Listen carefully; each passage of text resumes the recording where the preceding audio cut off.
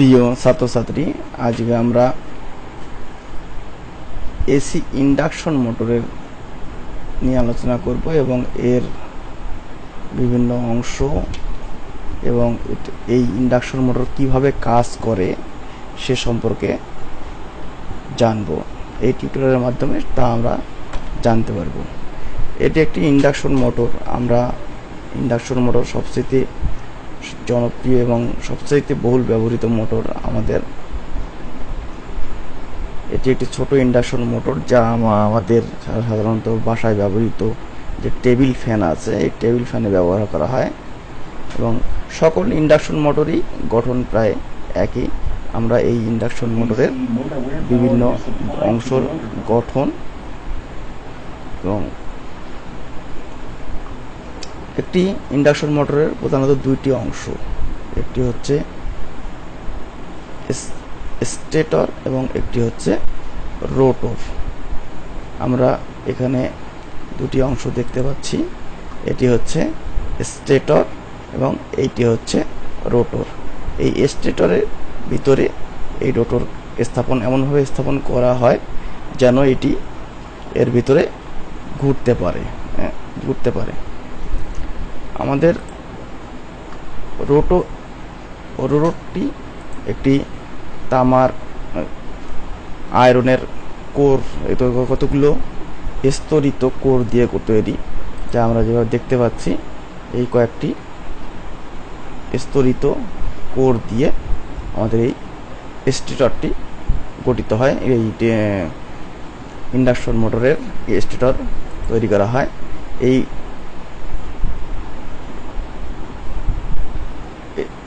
এই স্টেটরের কতগুলো খাঁজ কাটা থাকে, এই খাঁজগুলোর মাঝে আমরা ওয়েন্ডিং, স্টেটর যে ওয়েন্ডিং তা বসাই। আমরা এখানে দেখতে পাচ্ছি যে স্টেটরের ওয়েন্ডিংকে বসানো হয়েছে। প্রতিটা খাঁজে একটি করে ওয়েন্ডিং বসানো হয়েছে, যার যেখানে আমরা ইলেকট্রিক সাপ্লাই দিলে এই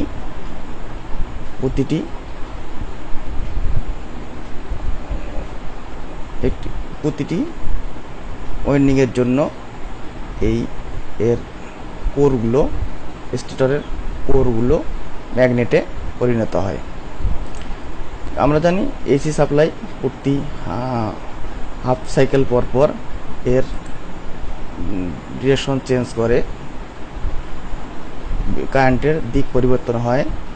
এখানে আমরা দেখতেছি যখন বিদ্যুৎ প্রবাহিত হয় তখন এই পোলগুলো, এখানে দুইটি পোলকে দেখানো হয়েছে। এই পোলকে প্রতিটা পোলেই এরকম একটি বিদ্যুতে পরিণত হয়। প্রতিটি কোরেই এখানে দুটি কোরকে দেখানো হয়েছে। এই কোরটির বিদ্যুতে ম্যাগনেটে পরিণত হয়েছে। এই ম্যাগনেট এটি হলো ম্যাগনেটের এন পোল আর এইটি হচ্ছে এস পোল। এই ম্যাগনেটের এই প্রান্তটা হবে এন পোল। আর এই ওয়েন্ডিংগুলো এমনভাবে বসানো থাকে, একটি ক্লকওয়াইজ একটি অ্যান্টি ক্লকওয়াইজ, ফলে পরস্পর দুইটি কোর একদিকে এন পোল হয় এবং আরেকটি এস পোল হয়। এখন যখন আমাদের বিদ্যুতের ডিরেকশন চেঞ্জ হয়, এখানে আমরা দেখতে পাচ্ছি প্রতি মুহূর্তে এই ইলেকট্রিক ম্যাগনেটটি তার পোল চেঞ্জ করতেছে। একবার সাউথ পোল হচ্ছে, এটা একবার সাউথ পোল হচ্ছে, একবার নর্থ পোল হচ্ছে। তারপরে এই হচ্ছে আমাদের রোটর, ইন্ডাকশন মোটরের রোটর। এই রোটরটিকে স্কুইরেল কেজ রোটর বলে। যখন আমাদের স্টেটরে বিদ্যুৎ সাপ্লাই দেওয়া হয় তখন এই স্টেটরের যে চুম্বক উৎপন্ন হয়, এই চুম্বক রেখা এই রোটরকে কর্তন করে, ফলে এই রোটরের মধ্য দিয়ে, রোটর চারদিকে ব্লক থাকার কারণে রোটরের মধ্য দিয়ে একটি বিদ্যুৎ প্রবাহিত হয়, এই বিদ্যুৎ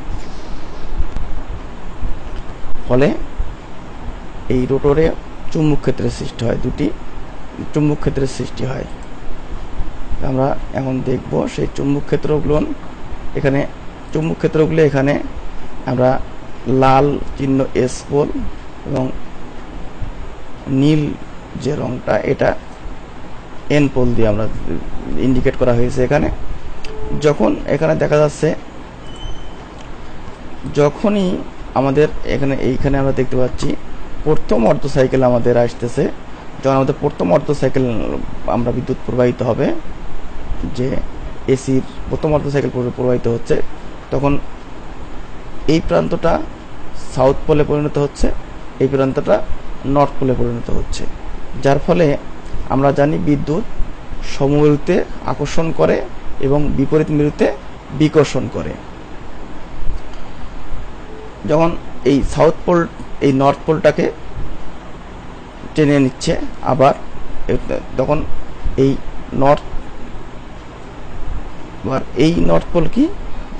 নর্থ পোলটি এই সাউথ পোলকে টেনে নিচ্ছে। আবার দ্বিতীয় অর্ধ সাইকেলে যখন আমরা যাচ্ছি, তখন কি হচ্ছে, এইভাবে আমাদের এই পোলটা আবার এখন এই পোলটা যখনই দ্বিতীয় অর্ধ সাইকেলে যখন যাচ্ছি, আমাদের এই নর্থ পোলটা সাউথ পোলে পরিণত হচ্ছে। সাউথ পোলে পরিণত হওয়ার জন্য এই সাউথ পোলটাকে বিকর্ষণ করতেছে। ঠিক সেইভাবে এখানেও এই সাউথ পোলটা নর্থ পোলে পরিণত হচ্ছে, এটাও নর্থ পোল এই নর্থ পোলকে বিকর্ষণ করতেছে